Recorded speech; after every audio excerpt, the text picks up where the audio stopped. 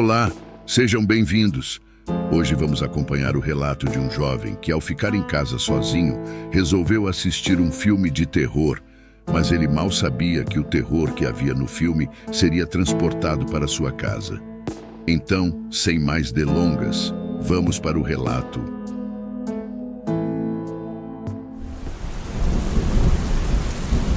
Eu nunca vou esquecer o que aconteceu naquela noite. Eu estava sozinho em casa, meus pais tinham saído para jantar com uns amigos e eu fiquei assistindo um filme de terror na sala. Eu sempre gostei desse tipo de filme, mas depois daquela noite eu mudei de ideia. O filme era sobre uma família que se mudava para uma casa antiga e descobria que ela era assombrada por um espírito vingativo. O espírito fazia coisas terríveis com eles, como provocar acidentes, causar alucinações, possuir seus corpos e matá-los um a um. Eu achei o filme muito assustador, mas também muito interessante. Eu queria saber mais sobre o espírito, sobre a sua história, sobre o seu motivo. Eu não sabia que eu estava prestes a viver algo parecido. Era por volta das 11 horas quando eu ouvi um barulho estranho vindo do meu quarto. Parecia alguém batendo na porta. Eu achei que fosse um dos meus amigos querendo me assustar. Então eu fui até lá para ver quem era. Mas quando eu abri a porta, não havia ninguém. Só o silêncio e a escuridão. Eu fiquei intrigado, mas não dei muita importância. Voltei para a sala e continuei assistindo o filme. Mas logo depois eu ouvi outro barulho, dessa vez vindo da cozinha. Era como se alguém estivesse mexendo nas panelas e nos talheres. Eu pensei que fossem meus pais que tinham voltado mais cedo, então eu fui até lá para cumprimentá-los. Mas quando eu cheguei na cozinha, não havia ninguém. Só o barulho das coisas se mexendo sozinhas. Eu comecei a ficar assustado, mas tentei me acalmar. Talvez fosse o vento ou algum animal que tivesse entrado pela janela. Eu fui até a janela e vi que estava fechada.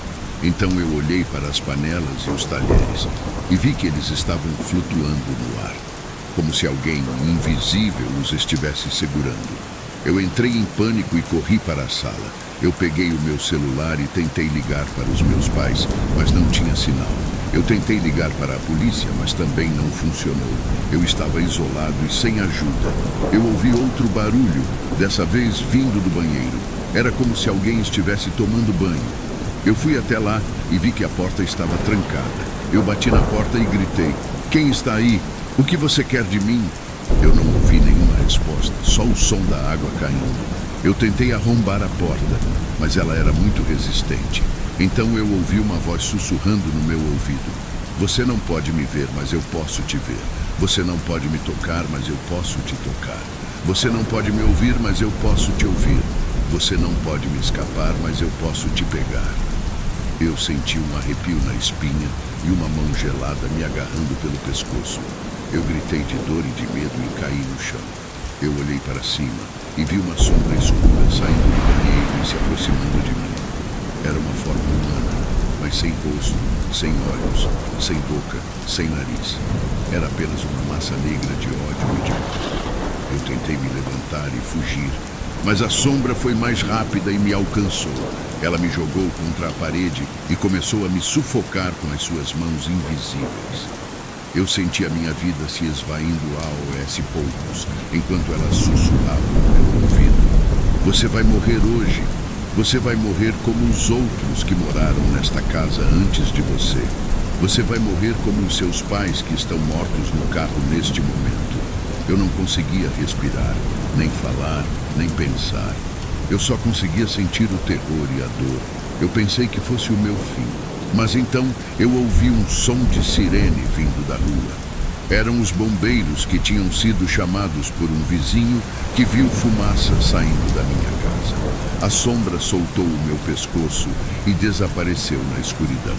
Eu fiquei inconsciente no chão, até que os bombeiros me encontraram e me levaram para o hospital.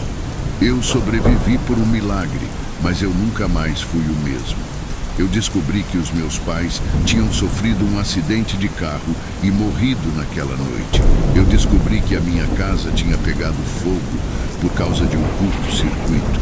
Eu descobri que a minha casa era assombrada por um espírito maligno que matava todos que moravam nela.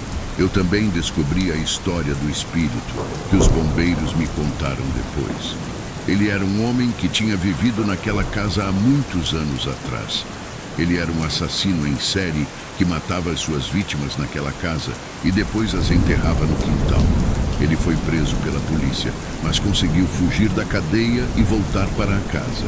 Lá ele se suicidou, mas antes deixou uma carta dizendo que ele iria voltar para se vingar de todos que morassem naquela casa.